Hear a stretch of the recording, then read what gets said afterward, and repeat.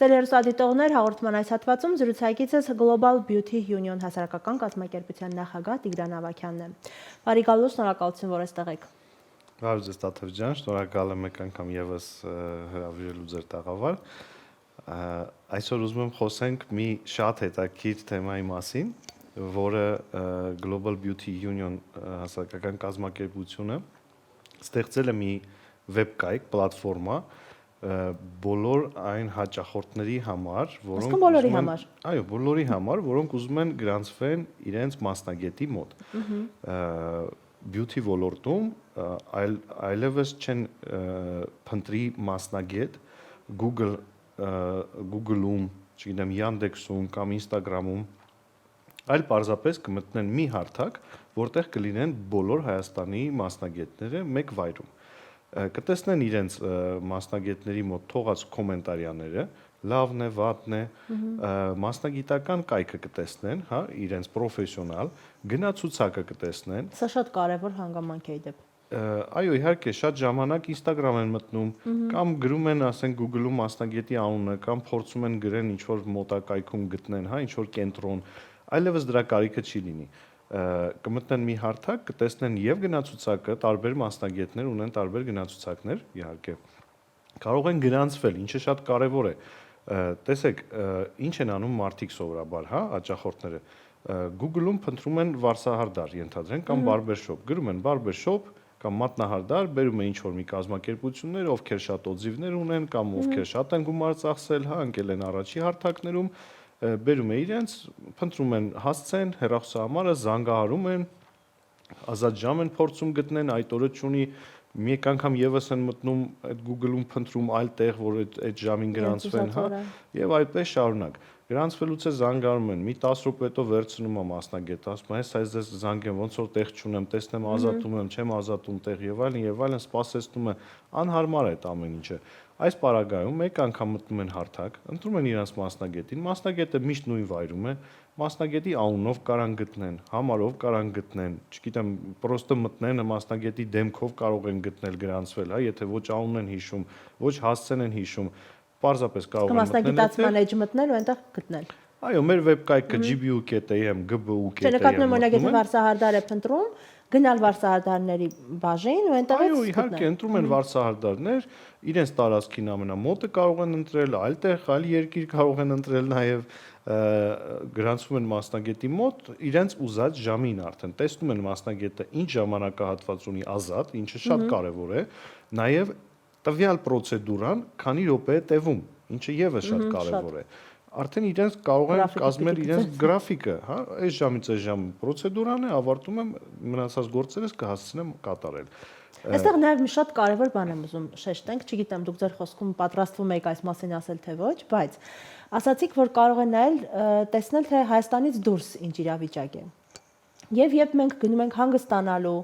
գործուղման, Հայաստանից դուրս ենք, բայց շատ ենք ուզում, որ հայ մասնագետի մոտ սպասարկվենք, այս տարբերակում մենք կարող ենք ունենալ հասանելիություն մեզ մոտակա քաղաքում, մեզ մոտակա վայրում, որտեղ կարող ենք գտնել հայ մասնագետ։ Սա շատ կարևոր բան է դրսում եղող մարդու համար։ Այո, իհարկե, տեսեք, եւ հայ մասնագետ, եւ ռուս, եւ տվյալ երկրի մասնագետներ,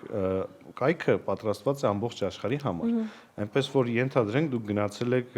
Գերմանիա, Իտալիա կամ Ռուսաստան կամ այլ երկիր, հա։ Դա շուտով արձակուրդային շրջան է մի այո, իհարկե, կարող եք նույն կայքի միջոցով գտնել ձեր ուզած պրոցեդուրան, ձեր ուզած մասնագետի մոտ։ Դե բնականաբար հայերը յանով են ավարտում, կտեսնեք, որ հայ է, կարող եք հայի մոտ գրանցվել, բայց դա էլ ենք ի նկատի ունեցել։ Նաև մենք ի նկատի ենք ունեցել, որ հաճախորդը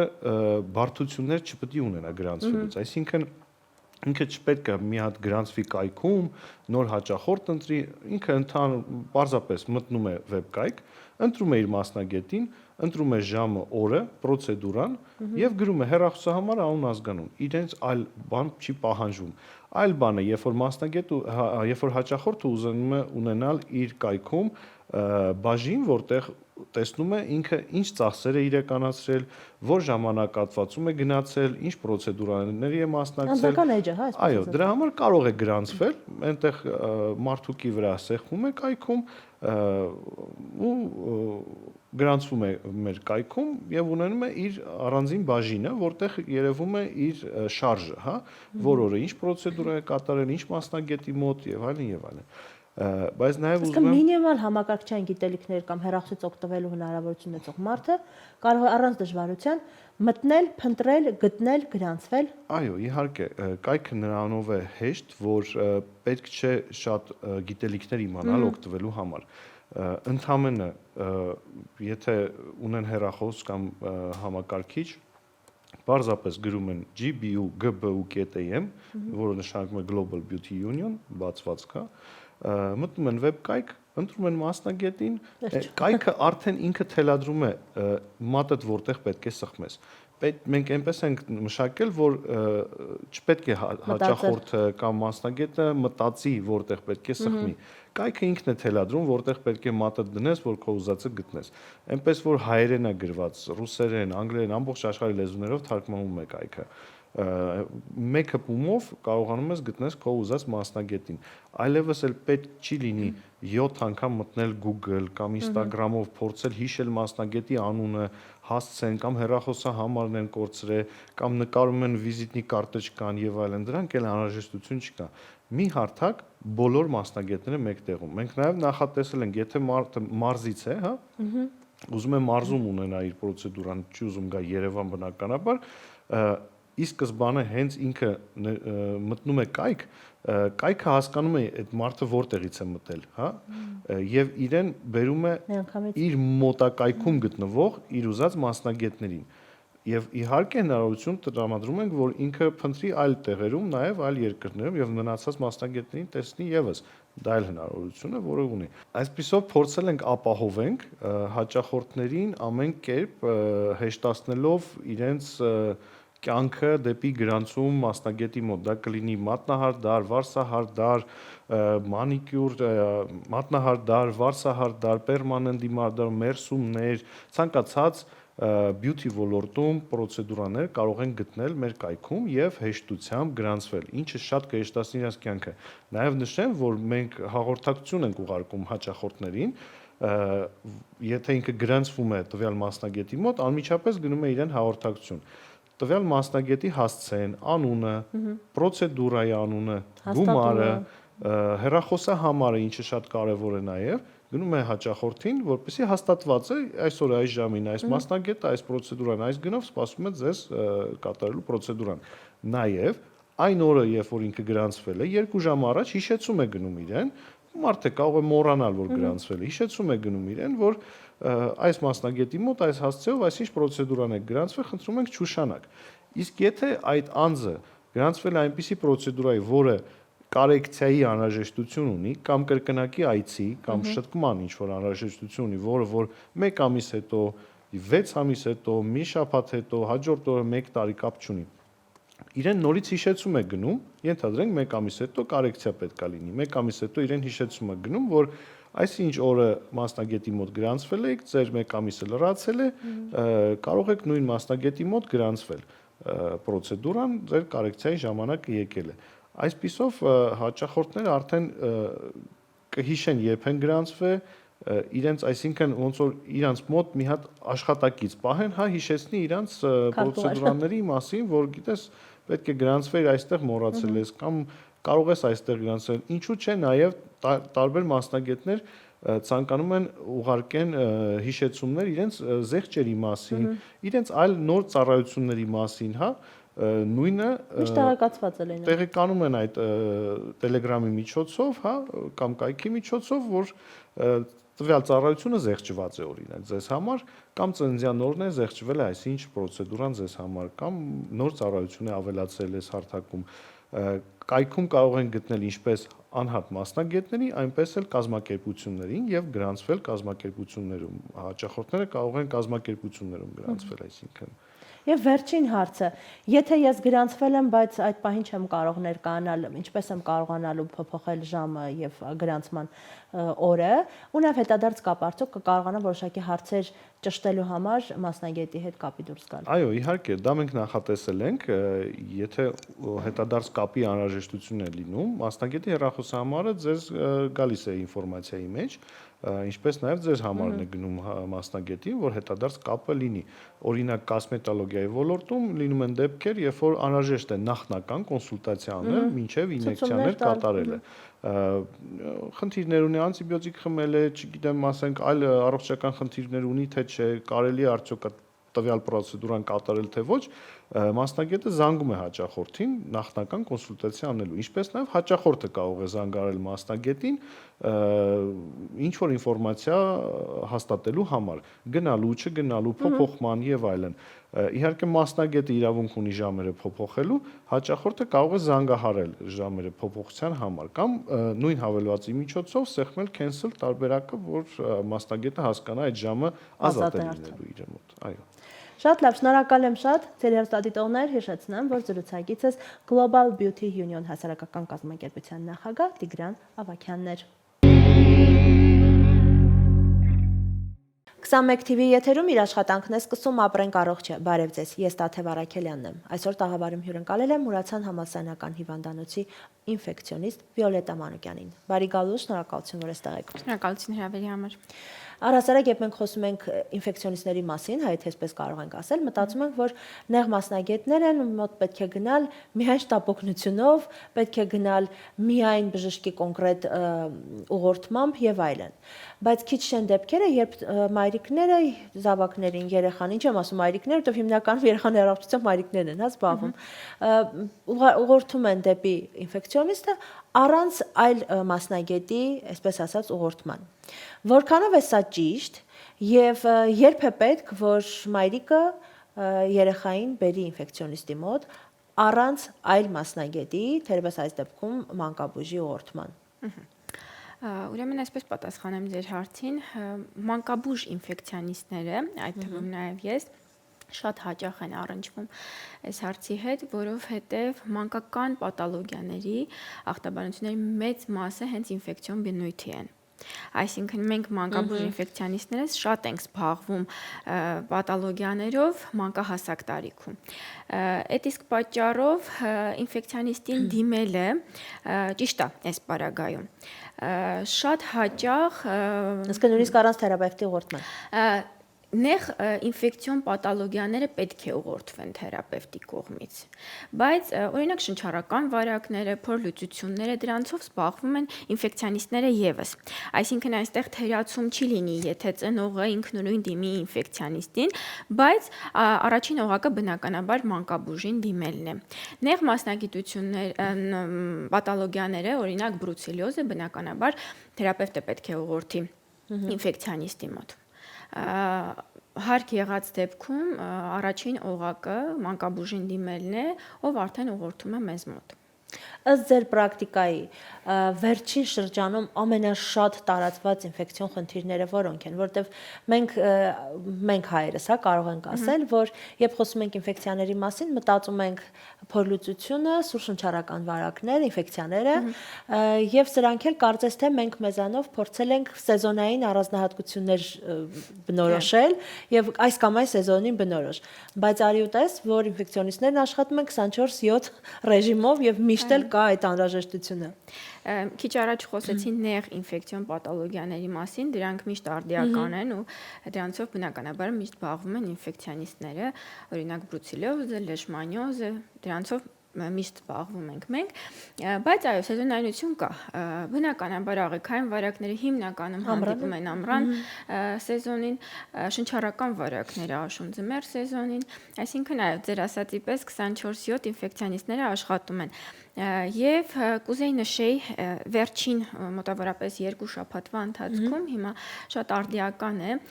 ցանավորված երեխաներին են հաճախակի բերում մեզ մոտ, որովհետև այս պահին ունենք պարվովիրուսի, քութեշի եւ այլն տարբեր հիվանդությունների պիկ, այդ իսկ պատճառով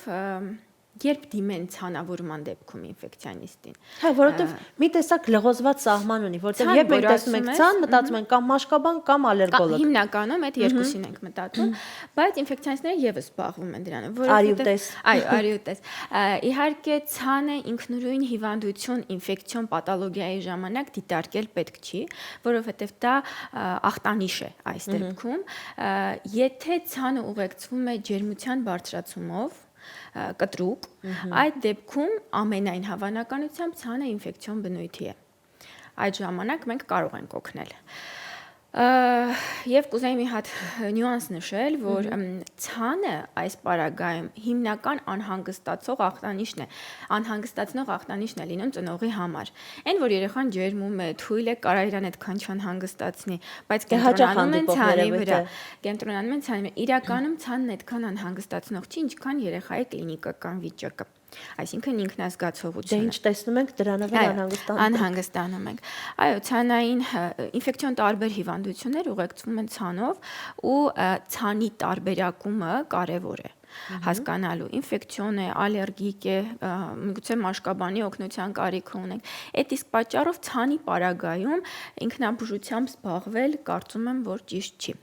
Ցանկացած պարագայում նման պարագաներում, երբ ցան են տեսնում մայրիկները, միանգամից սկսում են հակալերգիկ պրեպարատներ տալ երեխաներին, դրանց վաճառքն էլ ազատ է, դրանց ունենալը այդքան էլ դժվար չէ, գրեթե բոլորը իրենց տեղատպում ունեն, հա։ Սա ինչքանով է օգտակար կամ վտանգավոր կամ անվնաս։ Բնականաբար հակաալերգիկը ինֆեկցիոն ցանին օգուտ չի տալու։ Եթե օգուտ չտվեց, արդեն իսկ նորից ազդակ է։ Եթե օգուտ չտվեց, կարող է լինել, բայց ունենք նաև ալերգիկ ցաներ, որ դժվար են ենթարկվում հակաալերգիկի բուժման։ Այսինքն ամեն պարագայում ճիշտ ուղղորդումը մասնագետին դիմելը կարևոր է։ Ես ուզում եմ խնդրել առանձնացնել այն բոլոր խնդիրները, ինֆեկցիաները, որոնց դեպքում հատկապես ցանավորումը դառնում է, այսպես ասած, ախտանիշ, ինչպես նշեցիք։ Եկեք տարածվածներից խոսենք եւ ինչպես նշեցի, այս պահին արդիականներից։ Օրինակ հիմա շատ արդիական է խոսել պարվովիրուսի մասին։ Պարվովիրուսը էլի ինֆեկցիոն ցանավորման ուղեկցվող հիվանդություն է, ունի շատ բնորոշ կրիտերիաներ, որով կարելի է տարբերակել, որ դա հստակ կարող է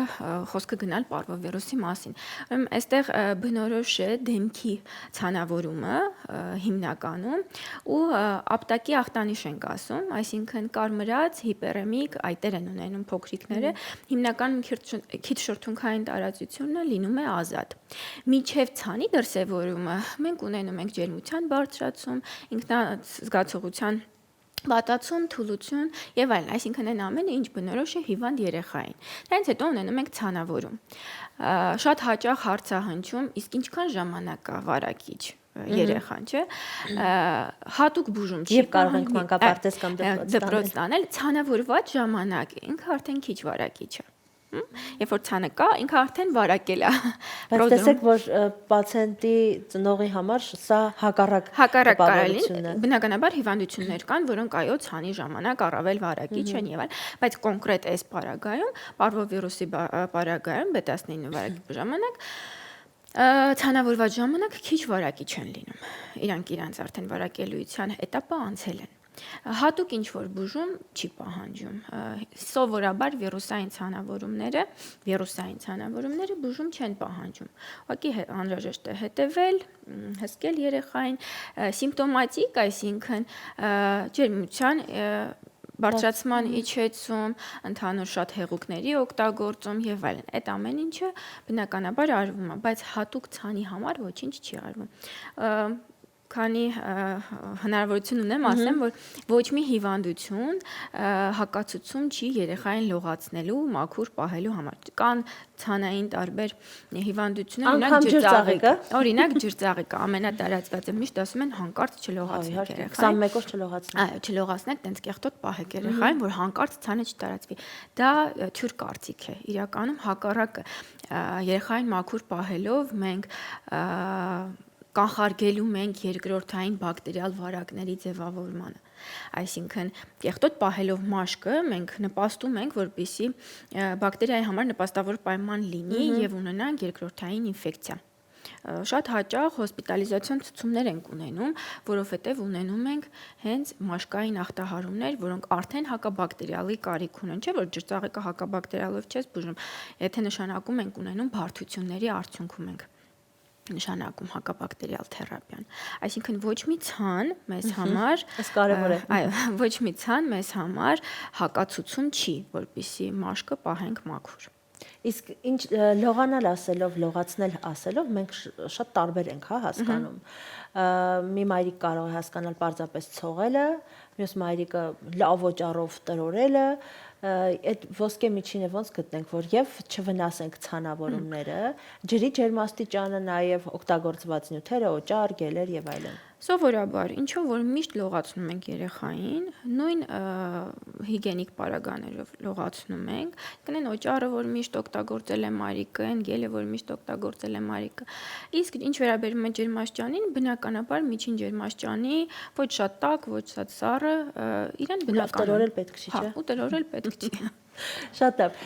Ցանավորումների դեպքում նաև մայրիկների մոտ տարածված կարծիք կա, որ եթե ցանավորում կա,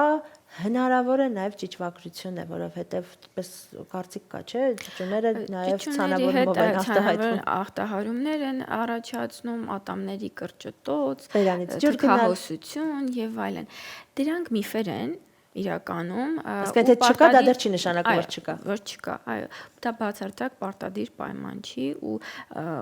սովորաբար, այո, ճիշտ է, ցանայիներում կարող է ճիճի ունի, արտահայտությունը միշտ հնչում է։ Կամ ցաների դեպքում ցաների դեպքում էլ բնակ, հա, աղիքներն են փորձում կարգավորել, ինքնուրույն շատ ժամանակ պրոբիոտիկներ են նշանակում, չգիտեմ, փորձում միկրոֆլորան կարգավորել, նարինե եւ այլն, այսպիսի բաներ հաճախ ենք հանդիպում ենք։ Իհարկե, բայց իրականում դրա կարիքը չկա։ Լավ, ես ուզում եմ կարևոր չափանիշներ, սկզբունքներ առանձնացնեք, որոնցով մայրիկը պետք է առաջնորդվի, որ այս դեպքում ինֆեկցիոնին դիմելը ժամանակ կորցնելու հետ չպիտի կապ ունենա։ Հա, շատ լավ։ Մենք ունենք ցանի տեսակներ, որոնց ժամանակ ոչ թե հենց ինֆեկցիանիստի, այլ բժշկին, եթե չես կողմնորոշվում ինֆեկցիոնա ցանը թե չէ, բժշկին պարտադիր պետք է դիմել։ Խոսքը պետեխիալ ցանավորումների մասին են, որոնք ունեն մանուշակագույն երանգ եւ այլն, կտրուկ առաջացող ցաների մասին են, խոսքը ժամերի մասին է, որովհետեւ այդ հիվանդությունները պետք է տարբերակել, իսկ ուշ դիագնոզը հիվանդությունների կարող է ճակատագրական լինել։ Օրինակ մենինգոկոկցեմիաների ժամանակ ինֆեկցիանիստը պետքա տեսնի։ Անկամ եթե չտեսնի ինֆեկցիանիստը, պետքա տեսնի մանկաբույժը, որովհետև ինքն էլ կարող է դա տարբերակել։ Կավասակի հիվանդության ժամանակ, որ էլի ունենք ցանային ախտահարում, պետք է տեսնի մանկաբույժը, ինֆեկցիանիստը եւս մանկաբույժը։ Եթե ունենք ցան ու ունենք ջերմություն, ամեն պարագայում մանկաբույժը պետք է տեսնի, որովհետև ամեն ցանավորում չի, որ չախտորոշելու դեպքում կունենանք լավ ելք։ Լավ, այստեղ կարևոր է, որպեսզի բժիշկը իր աչքով տեսնի, որովհետև ծնողը գնահատել չի կարող։ Այո, երբ որ մենք ունենանք վիճակի վատացում, ծնողը կզգա, որ երեխան լավ չի, բայց այդ ուշ ախտորոշումը երեխայի համար կարող լինի ճակատագրական։ Այստեղ ուշ ախտորոշման հետ կապված նաև ուզում եմ այդ ուշն էլ այսպես հստակեցնենք, երբ է հա հիվանդության համար ուշը ինդիվիդուալ է։ Օրինակ Կավասակի հիվանդության համար այս պարագայում ճիշտ բուժումը առաջի 7 օրվա ընթացքում ավելի արդյունավետ է լինում հետագա բարդություններից։ Ցանավորումը ստեղ չի հարցը, ստեղ հարցը այն է, որ մենք ունենք հետագայում առաջացող բարդություններ, որոնց կանխարգելելը առաջի 7 օրվա ընթացքում ավելի ճիշտ է ու ավելի արդյունավետ է։ Ես ձեզ ասեցի, որ այստեղ ցանը չի կարևոր։ Դե հա, պատճառն է կարևոր, ոչ թե հետևանքը։ Դրա համար կարելի է կենտրոնանալ ծնողի ուշադրությունը սևեռել ցանին, բայց մնացած արդեն բուժման տակտիկան եւ բժշկի գործն է, այդ իսկ պատճառով, եթե ունենք ջերմություն, եթե ունենք ցան, որն առաջացել է կտրուկ, եթե ունենք երեխայի ինքնազգացողության ընդհանուր վատացում, պետք է դիմել բժշկի, ով արդեն կտարբերակի հիվանդության լրջության աստիճանը։ Իսկ եթե օրինակ ցանավորումը դեռ չկա, նշեցիք այս դեպքում, ինձ համար հետաքրքիր է ու կարևոր է, որպեսզի այս պահին դիտող յուրաքանչյուր հեռուստադիտող հասկանա։ Մենք մտածում ենք, դե երեխան ջերմություն ուներ, որպես երկրորդային, այսպես բարդություն, ցանավորում եղավ օրինակի համար։ Ինչքան իրավունք ունի մայրիկը սпасելու, ինչպես ժողովուրդն է ասում, դե հետ կքաշվի երևի։ Ցանը։ Իրականում տեսեք, եթե վիրուսային ցանավորում է օրինակ, մենք խոսեցինք պարվովիրուսի մասին, բայց եկեք խոսենք օրինակ կոքսակի վարակի մասին, որը էլի առաջացնում է ցանավորում բշտիկների ձևով, վեզիկուլյար բժշկական տերմինոլոգիայով ասված, ու այդ ցանավորումը բնականաբար անցնելու է։ Անցնելու է որոշ ժամանակ հետո կեղևակալվելու է, անցնի ու երեխային բացարձակ, այսպես ասած, նեղություն չտա։ Բայց այդ ցանավորման ընթացքում, եթե երեխան մանկահասակ է, հիմնականում սա մինչև 3 տարեկան երեխաներին է բնում, ցանը լինում է լորձաթաղանթներին, օրինակ բերանում, ու ցավոտ է բավականին, այսինքն նրանք հրաժարվում են ուտելուց, խմելուց, հոսպիտալիզացիայի ցուցումը կամ բժշկին դիմելու ցուցումը ոչ թե ցանը հետ կքաշվին է, այլ են, որ երեխայի ինքնազգացողությունը շատ վատ է լինում, այդ իսկ պատճառով ծնողը դիմում է բժշկին։ Եվ մենք այստեղ սպասելու ենք, որ ցանը անցնի։ Բայց մնացած սիմպտոմները պետք է մեր կողմից վերացվեն, ցավազրկում, հեղուկի ընդունում, քանի որ բերանացի տարբերակով չի կարողանում ուղղակի ուտել խմել երեխան։ Միջև այդ ցանային էլեմենտները կամաց անցնում են ու ինքը արդեն դառնում է իրան նման։ Ճիշտ եմ հասկանում, որ հատկապես մինչև 3-4 տարեկան երեխաներն են խոցելի մանկական, ինֆեկցիոնիստի մոտ հայտնվելու հարցում, հաշվի առնելով մանկապարտեզ, նոր իրավիճակ։ Այսինքն, այսպես ասած, երեխան երբ սկսում է հաճախել կոլեկտիվ միջավայր, այդ ժամանակ սկսում է ձևավորվել իմունիտետը։ Հերթով բոլոր վարակներով, ըստ սեզոնի, ամեն ինչից մի քիչ հերթով վարակվում են։ Ու այո, ճիշտ է, հիմնականում այդ առաջին հանդիպումը լինում է այդ տարիքում, բայց դե մնացածը չի բացառվում։ Մեծահասակ տարիքում էլ, մեծահասակ եմ ասում, մինչև 18 տարեկանը։ Ձեր մեծահասակը։ Մեր մեծահասակները, այսպես ասած, իրանք էլ բնականաբար ինֆեկցիոն պաթոլոգիաներով վարակվում են։ Հիմնականում այսպես է, եթե մանկահասակ տարիքում տարել են տվյալ հիվանդությունը, մանկական ինֆեկցիոն հիվանդությունը, մեծ տարիքում քիչ հավանական է, որ դա կկրկնվի, բայց լինում է ջրծաղիկը կրկնվում է։ Այո, կրկնվում է, նախ առաջին է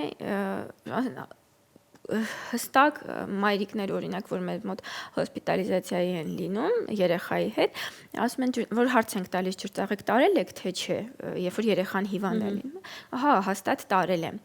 բայց ոչ մի ապացուցողական բան չկա, որ ճիշտ է դիագնոզվել այդ ջրծաղիկը ժամանակին, չէ։ Իհարկե անալիզների միջոցով կարող ենք պարզել տարել է չտարել, բայց շատ լինում է, որ մաման չի հիշում, ես տարել եմ ջրծաղիկ, թե չէ, դե ժամանակ պատվաստանյութ չի եղել, ինքն չեն էլ պատվաստվել դրա նկատմամբ ու օրինակ կոքսակի բշտիկն էլ է նման ջրծաղիկի բշտիկին կարող է մայրիկը սխալ ախտորոշած լինի, որ երեխայի մոտ եղել է ջրծաղիկ։ Բայց այնուամենայնիվ այնպես չի, որ բացառվում է կրկնակի։ Հա, կրկնակին էլ է բացառվում, բայց ուզում եմ ասեմ, հնարավոր է, որ երկրորդ անգամ չեն տանում, այլ միգուցե սա առաջինն է եղել։ Իսկ տարիքային որոշակի այսպես տարբերություն կա, օրինակ, քանի տարին մեկ կարող է կրկնություն լինել։ Չէ, մի քանի տարին մեկ կրկնությունը, բնականաբար իմունիտետը ձևավորվում է առաջին վարակը տանելուց հետո, բայց հավանականությունը ստատիստիկ առումով հետո լինելու ավելի շատ է, ավելի ուշ լինելու ավելի շատ է։ Շատ լավ, եւ եւս մեկ հարց, ես ճիշտ եմ հասկանում, որ ինֆեկցիոն հիվանդություններով երեխայի հիվանդանալը